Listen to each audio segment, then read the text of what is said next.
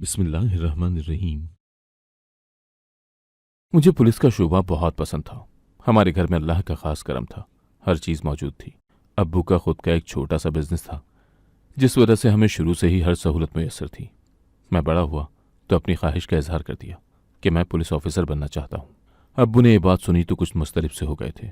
कहने लगे, मैं चाहता था कि तुम मेरे साथ मिलकर काम करो ताकि हम दोनों की मेहनत से ये बिजनेस तरक्की कर सके। मैं बोला, अब्बू मुझे आप 10 साल पुलिस में सर्विस करने दें, उसके बाद मैं आपका बिजनेस ज्वाइन कर लूँगा। अब्बू हंस दिए थे। वो कहने लगे, चलो ठीक है, जैसा तुम कहो। अगर तुम्हारी मर्जी इसी चीज़ में है तो मैं हरगिज़ एतराज़ नहीं करूँगा। मैंने खूब मेहनत की और सीएसएस का इम्तहान पास कर लिया। मैंने पुलिस में ज्वाइनिंग कर ली। मुझे सबसे ज़्यादा जो चीज़ अच्छी लगती थी वो ये थी कि मेरा ट्रांसफ़र कभी कहीं हो जाता तो कभी कहीं। मैंने अपना ट्रांसफ़र रोकने की कभी कोशिश नहीं की थी, क्योंकि मुझे यहाँ वहाँ सर्विसेज देना अच्छा लगता था। मैं पिछले 3 साल से सक्खर में अपनी ड्यूटी सर अंजाम दे रहा था। आज सोकर उठा तो मुझे फ़ोन आ गया कि आपका तबादला लाहौर हो गया है। ये बात सुनकर मुझे अच्छा लगा था, क्योंकि अब मैं सक्खर से बोर हो गया था। मैंने यहाँ पर जो चीज़ें एडवेंचर करना थी वो कर ली थी। अब मैं किसी नई जगह जाना चाहता था। लाहौर मेरे लिए हरगिज़ भी नई जगह नहीं थी, क्योंकि मैंने अपनी ज़िंदगी का एक बड़ा हिस्सा वहाँ गुजारा था। मैं लाहौर गया तो मेरे लिए एक सरप्राइज़ मुंतज़र था। दरअसल मेरी पोस्टिंग उस इलाके में हुई थी जहाँ पर शहर की सबसे बड़ी हीरा मंडी थी। मेरे साथियों ने मुझसे यही कहा था कि मुजाहिद, तुम बड़ी मुश्किल में फंस जाओगे, यहाँ की औरतें अच्छी नहीं होती। उन्होंने तो मुझे ये भी कहा कि तुम इस इलाके में काम करने की वजह से गुनाहों की दलदल में गिर जाओगे। यहाँ पर तो हर चीज़ सरेआम मुयस्सर है, तुम अपना दामन बचा नहीं पाओगे। तब मैंने मुस्कुराकर कहा था कि तुम लोग मुझे जानते नहीं हो, मैं अपना अच्छा बुरा बखूबी जानता हूँ। सिर्फ इसलिए कि मेरी पोस्टिंग हीरा मंडी के करीब हुई है, इसका ये मतलब नहीं है कि मुझे गुनाह करने का लाइसेंस मिल गया है। दलील के तौर पर मुझसे ये भी कहा गया कि यहाँ पर तो अच्छे अच्छे पिघल जाते हैं, तुम तो फिर अभी कल के बच्चे हो। तब मैंने उनकी बातों को इग्नोर कर दिया। मुझे मालूम था कि मैं किसी भी गलत काम में मुलविस होने वाला नहीं हूँ। मुझे अपने किरदार पर और अपने वालिदैन की तरबियत पर पूरा भरोसा था। मगर मैं अपने साथियों को ये भी दिखाना चाहता था कि 5 उंगलियां बराबर नहीं होती। ऐसा हरगिज़ नहीं है कि मर्द को मौका मिले और वो गुनाह कर भी ले। इंसान को खुद पर भी कंट्रोल होना चाहिए। इसीलिए मैंने हीरा मंडी के आयन बीचों बीच अपने लिए एक फ्लैट किराए पर ले लिया था। ये बात सुनकर तो मेरे साथी हैरान रह गए थे। वो कहने लगे, ये तुमने क्या किया है? तुम उस जगह से दूर भी कमरा ले सकते थे। तो मैंने उनसे कह दिया कि यहाँ से मेरा ऑफिस करीब है, और दूसरी बात यह कि यहाँ पर किराया कम है, इसीलिए मैं यहाँ आ गया हूँ। मुझे अपनी सहूलत दरकार है। उन्हें तो मैंने यही कह दिया था, मगर हकीकत ये थी कि मैं उन लोगों को दिखाना चाहता था कि मैं खुद को बुराई में गिरने से बचा सकता हूँ। खैर, अब मुझे यहाँ रहते हुए 2 दिन हो गए थे। मैं अपने कमरे की खिड़की में खड़ा होता तो सामने बिखरी हुई जिंदगी देखकर मेरा दिल घबराने लगता था। जैसे मैं अपना पेट पालने के लिए मुलाजमत कर रहा हूँ, यकीनी तौर पर वैसे ही ये औरतें भी मजबूर होकर ये काम कर रही होंगी।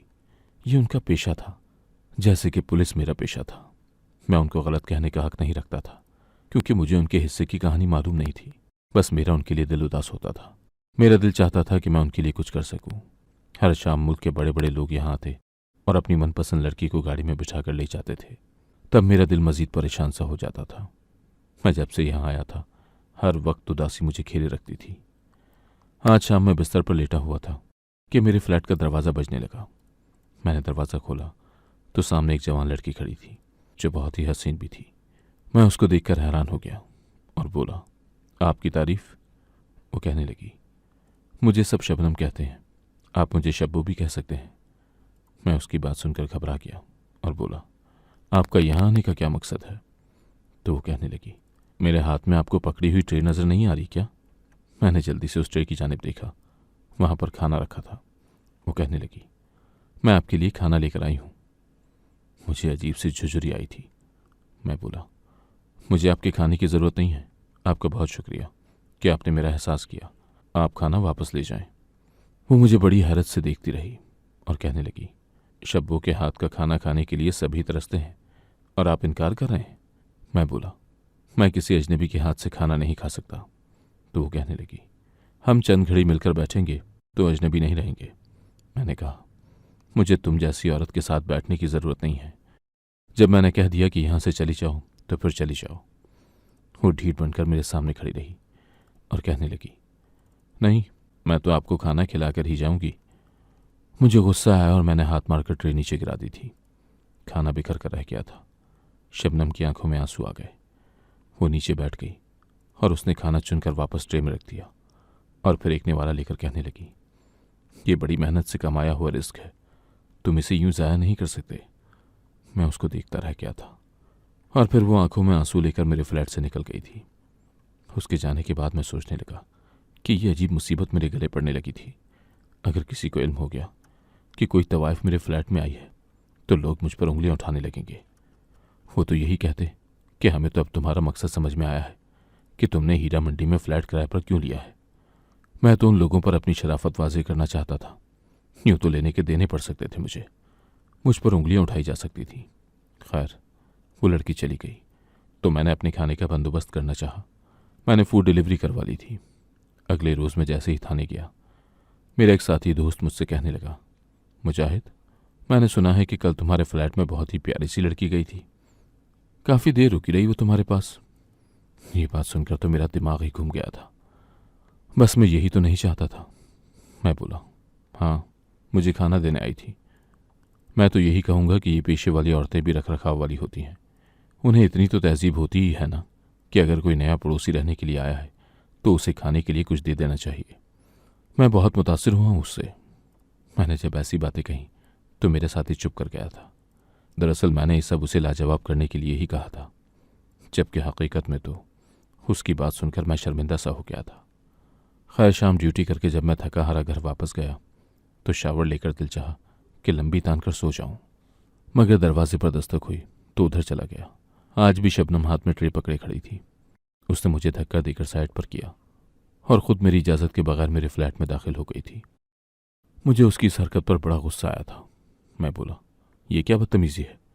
वो कहने लगी, आपके लिए खाना लेकर आई हूँ। मैं बोला, मुझे हराम खाने की आदत नहीं है, तुम मेरे लिए खाना मत लेकर आया करो, मुझे ये सब अच्छा नहीं लगता। तब वो कहने लगी, मैं आज आपको खाना खिलाए बगैर वापस नहीं जाऊंगी। तब तो मुझे बहुत गुस्सा आ गया। मैंने उसे हाथ से पकड़कर अपने फ्लैट से निकालने की कोशिश की तो वो कहने लगी, अगर आप मुझे यूं ही धुतकारते रहेंगे तो फिर उम्र भर पछताएंगे। मुझे उसकी बात सुनकर मजीद गुस्सा आ गया था। मैंने उसे फ्लैट से निकाल दिया और सोचने लगा कि क्या वो मुझे बद्दुआ दे रही थी या फिर वो मुझे धमका रही थी। दोनों बातें सोचकर मैं मुस्तरिब सा हो गया था, क्योंकि मैं किसी की भी बद्दुआ लेना नहीं चाहता था और ना ही ये चाहता था कि बिला वजह कोई मुझे धमकाए। खैर, मैं अपने कमरे की खिड़की में जाकर खड़ा हो गया था। दिल बहुत परेशान था। तभी मेरे फ़ोन की घंटी बजने लगी थी। मैंने मोबाइल उठाया तो स्क्रीन पर अम्मी का नाम जगमगा रहा था। मैंने जल्दी से फ़ोन कान से लगाया और बोला, अम्मी कैसी हैं आप। मेरी आवाज़ सुनकर अम्मी फूट फूट कर रोने लगी थी। वो बोली, मुजाहिद, मुझे तुम्हारी बहुत ज़रूरत है, जल्दी से घर आ जाओ। मैं मज़ीद घबरा गया और बोला, अम्मी क्या बात है, आप ऐसे क्यों कह रही हैं। तो वो कहने लगी कि तुम्हारी बहन की तबीयत फिर से बिगड़ गई है, सना बीमार हो गई है। मैं खुद को बहुत तन्हा महसूस करती हूँ। तुम्हारे अब्बू भी हर वक्त परेशान रहते हैं। उनको तो खुद मेरे दिलासे की ज़रूरत है। वो मुझे क्या संभालेंगे। मेरी मुश्किल का सहारा तुम ही तो हो, तुम मेरे पास आ जाओ। मैं अम्मी की बात सुनकर परेशान हो गया था और बोला, अम्मी आप फिक्र न करें, सना ठीक हो जाएगी। अम्मी कहने लगी, सच बताओ मुजाहिद, सना ठीक हो जाएगी ना। मैं बोला, जी जी वो ठीक हो जाएगी, आप बिला वजह फिक्र न करें। और मैं इतनी जल्दी आपके पास नहीं आ सकता। अभी ड्यूटी पर मुझे हफ्ता भर नहीं हुआ और मेरा ट्रांसफ़र भी नई जगह पर हुआ है। ऐसे में इतनी छुट्टियां नहीं कर सकता। अम्मी कहने लगी, तुम दुआ करना कि मेरी सना ठीक हो जाए। अच्छा सुनो, मैंने सुना है कि लाहौर में बहुत अच्छे अच्छे मज़ारात हैं, दरबार हैं। तुम वहाँ जाकर मेरी तरफ से सना के लिए दुआ करना, और अगर तुम्हें कोई बुज़ुर्ग हस्ती नजर आए तो उसके कदमों में भी गिर कर कहना कि मेरी बेटी के लिए दुआ कर दें। मैं बोला, अम्मी ऐसा ही होगा, आप फिक्र न करें। अब मैं और अम्मी बड़ी देर तक फ़ोन पर बातें करते रहे थे। जब वो थोड़ी पुरसुकून हो गई तो मैंने फ़ोन बंद कर दिया था। अब मुझे शबनम का ख्याल आया था, कहीं उसकी बद्दुआ तो नहीं लग गई मुझे, जो मेरे घर का सुकून ख़राब हो गया था। मेरी माँ परेशान हो गई थी। मैंने सोचा कि अगर कल शबनम मेरे लिए खाना लेकर आई तो मैं उसे आराम से समझा दूंगा कि मैं यहाँ पर काम करने आया हूँ, मुफ्त की चीज़ें बटोरने के लिए नहीं आया। इसीलिए तुम मेरे फ्लैट पर ना आया करो। मगर मैं भी क्या करता जब वो मेरे फ्लैट में ज़बरदस्ती दाखिल होती थी तो मुझे उस पर बड़ा गुस्सा आता था। मैं अब बैठा अपनी बहन के लिए दुआएं कर रहा था। मेरी बहन अच्छी भली थी, मगर बचपन में उसके साथ एक सानिया हो गया था, जिसकी वजह से हमारी ज़िंदगी अक्सर बदल कर रह गई थी। हमारी ज़िंदगी से खुशियाँ चली गई थी। वो अभी तक उसी हादसे के ज़ेर असर थी। अक्सर उसकी तबीयत ख़राब हो जाया करती थी। जब मेरी बहन की तबीयत ख़राब होती तो अम्मी खुद को कसूरवार ठहराने लगती थी। उनको यही लगता था कि जो कुछ भी हुआ है उन्हीं की वजह से हुआ है। मैंने अम्मी को बहुत समझाने की कोशिश की थी कि जो भी होता है किस्मत में लिखा होता है, मगर अम्मी खुद को माफ़ करने के काबिल नहीं थी, क्योंकि उनसे एक बहुत बड़ा गुनाह सरजद हो गया था। यूं ही आंखों में रात कट गई थी। मुझे अपने घर वालों की बड़ी फिक्र हो रही थी। सुबह काम पर जाने के लिए तैयार हो रहा था, तब अम्मी का फिर से फ़ोन आ गया था। वो अभी भी रो रही थी। वो कहने लगी, मुजाहिद, यहाँ से तुम मेरे लिए आज दरबार पर जाना और माफ़ी मांगना कि या अल्लाह मेरी माँ को माफ़ कर दे और मेरी बहन को ठीक कर दे। मैं बोला, अम्मी आप क्यों माफ़िया मांगती हैं? मैंने आपसे पहले भी कहा है कि आपके हाथों जो भी हुआ है वो बस सिर्फ एक हादसा ही हुआ था। मगर अम्मी कहाँ समझने वाली थी। वो कहने लगी कि दरबार में जाकर तुम मुझे तस्वीर भी भेजना, तभी तुम पर एतबार करूंगी कि तुम सच में दरबार गए थे। मैंने कहा कि ठीक है। फिर मैं अपने काम पर चला गया और ब्रेक के वक्त मैंने सोचा कि मुझे अब दरबार चले जाना चाहिए, क्योंकि अम्मी का बहुत अकीदा था। मैं सिर्फ उनकी खुशी के लिए गया था, क्योंकि मेरी तो यही सोच थी कि अल्लाह हर जगह मौजूद है। अगर आप उससे हम कलाम होना चाहते हैं तो आपको किसी दरबार में जाने की ज़रूरत नहीं है। आप अपने कमरे में बैठे बैठे भी दुआ कर सकते हैं। वो तो रब है, शाहरग से भी करीब है। वो इंसान की ज़रूर सुनता है। खैर, मैं दरबार गया और अपनी बहन की सेहतयाबी के लिए दुआएं करने लगा था।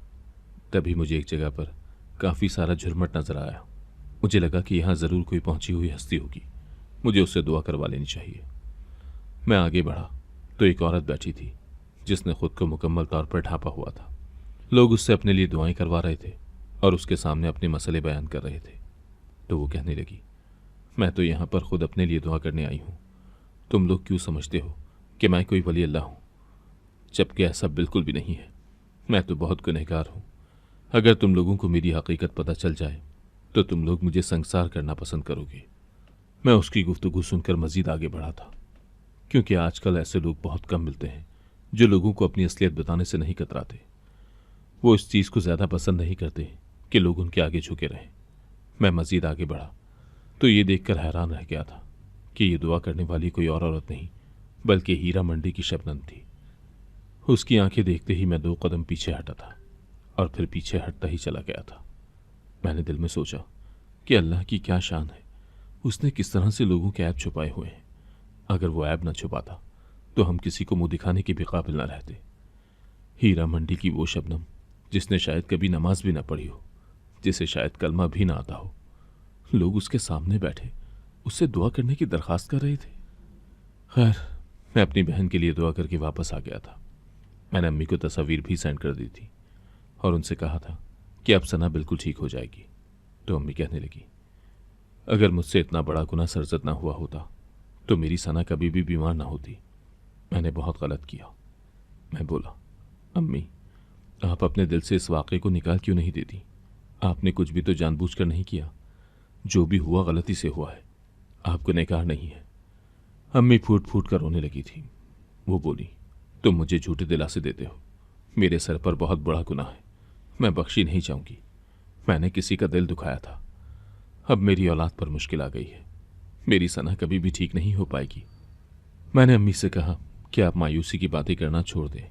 इंशाअल्लाह सना ठीक हो जाएगी और मैं इधर भी डॉक्टर्स का पता करूंगा और फिर मैं आपको और सना को इलाज के लिए लाहौर ले आऊंगा। मेरी बातें सुनकर अम्मी खुश हो गई थी। खैर, मैंने फ़ोन बंद कर दिया और सोचने लगा कि क्या ये सब मेरी अम्मी की गुनाह की वजह से हुआ है। मैंने ज़ोर से नफ़ी में सर हिला दिया था, क्योंकि ऐसा हरगिज़ नहीं था। दरअसल जब मैं और सना छोटे थे तो हमारे घर एक काम करने वाली औरत भी रहती थी। उसका नाम सफ़िया था और उसकी बेटी भी हमारी हम उम्र ही थी। जब सफ़िया हमारे घर काम करती तो उसकी बेटी हमारे साथ आकर खेलने लगती थी। एक दिन हम तीनों छत पर खेल रहे थे और बिल्कुल सीढ़ियों के पास खड़े थे। जब अम्मी ने देखा तो उन्हें गुस्सा आ गया। वो कहने लगी, तुम लोगों को मना नहीं किया क्या कि सीढ़ियों के पास नहीं खेलते? कोई गिर जाएगा तो गहरी चोट आ जाएगी। इतना कहकर अम्मी गुस्से से हमारे जाने पड़ी थी। हमें तो इल्म था कि अम्मी कुछ नहीं कहेंगी, मगर काम वाली की बेटी डर गई थी और वो पीछे हटती गई। उसे खबर भी ना हुई और उसका पांव फिसल गया और वो सीढ़ियों से नीचे गिरती चली गई और कोमा में चली गई।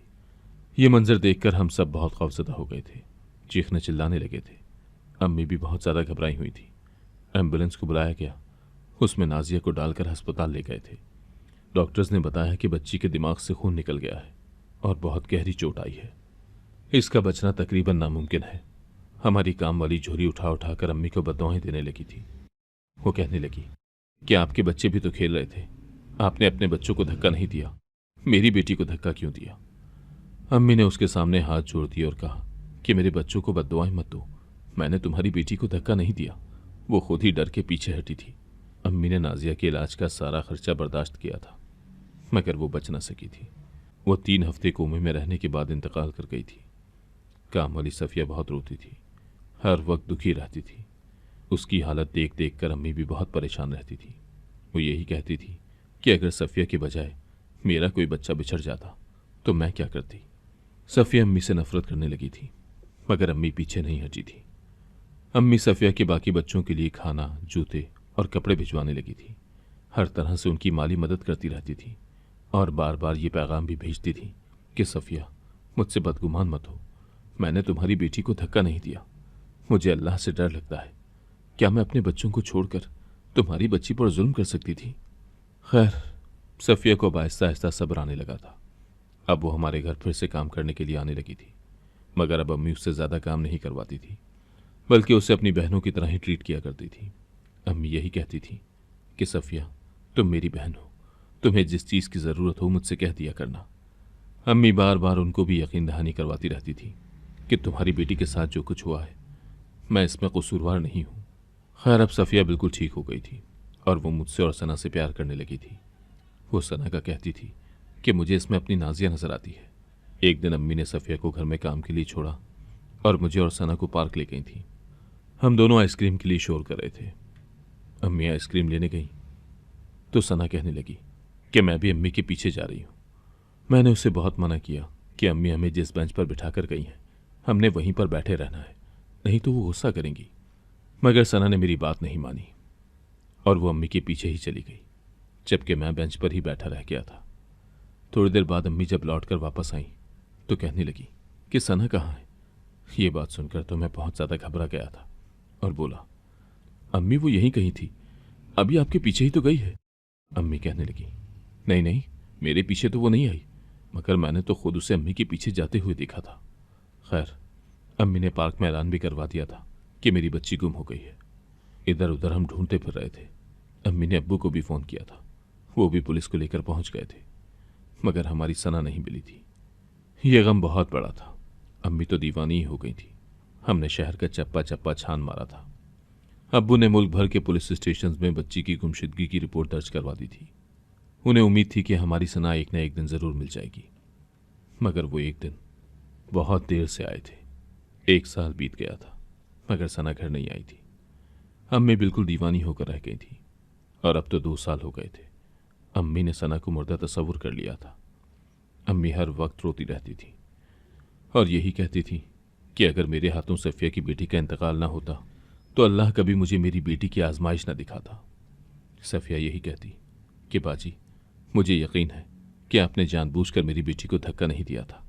मुझे मालूम है कि आप बेकसूर थी। अल्लाह आपको औलाद का दुख नहीं दिखाएगा, आपकी बेटी वापस आ जाएगी। यूं ही 2 साल गुजर गए थे। एक दिन हमारे घर का दरवाज़ा बजा था। अम्मी ने जाकर खोला तो सामने एक बच्ची खड़ी थी, जिसका लिबास मैला कुचैला था। सर के बाल काटे हुए थे, यहाँ तक कि भौवें भी काट दी गई थी और बच्ची जगह जगह से जख्मी थी। उसकी हालत बहुत बुरी थी। अम्मी ने उसे देखा तो वो एक लम्हे के लिए ज़मीन पर ढह सी गई थी। वो बच्ची जल्दी से अम्मी के गले लग गई, कहने लगी, अम्मी आप मुझे बचा लें, वो लोग बहुत बुरे हैं जो मुझे लेकर गए थे। और तब अम्मी को एहसास हुआ था कि ये तो उनकी सना है। 2 साल गुजर गए थे, सना भी बड़ी हो चुकी थी। जाहिर सी बात है, जब मैं बड़ा हो गया था तो फिर वो भी बड़ी हो गई थी, मगर उसने इस कदर सख्त हालात देखे थे कि वो यकसर बदल गई थी। उसकी शक्ल भी पहचानी नहीं जाती थी। वो बहुत खौफजदा सी रहती थी, हर वक्त रोती रहती थी और अम्मी से यही कहती थी कि मुझ पर बहुत जुल्म किया गया है, मुझे उन लोगों ने बहुत टॉर्चर किया है। मेरी बहन मिल तो गई थी, मगर वो पहले जैसी नहीं रही थी। उसने इतना सितम देखा था कि वो हर वक्त घबराई सी रहती थी। अक्सर उसे दौरे पड़ने लगे थे। वो रोती रहती थी और अम्मी से कहती थी कि मुझे बचा लें, ये लोग बहुत बुरे हैं, इन्होंने मुझे बहुत मारा है। अम्मी ने सना का इलाज हर जगह से करवाया था, उसे साइकियाट्रिस्ट के पास भी लेकर गई थी। सना के सेशंस होते रहते थे, मगर वो मुकम्मल तौर पर ठीक नहीं हुई थी।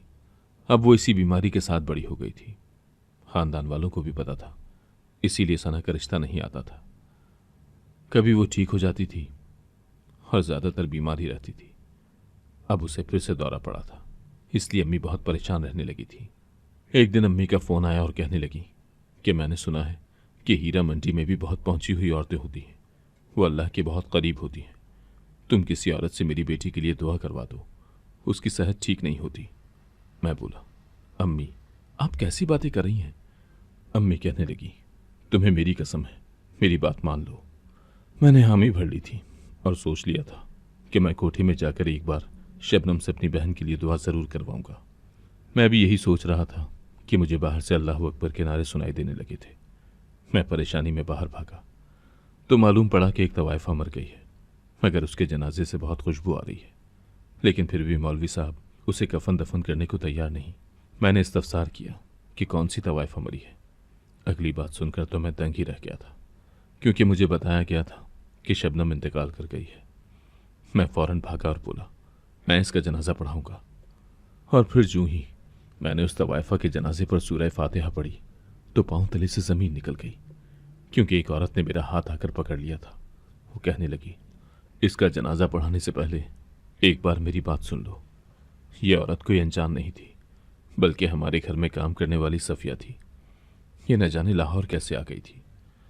मैंने उससे कहा, मुझे बताएं क्या कहना चाहती हैं आप?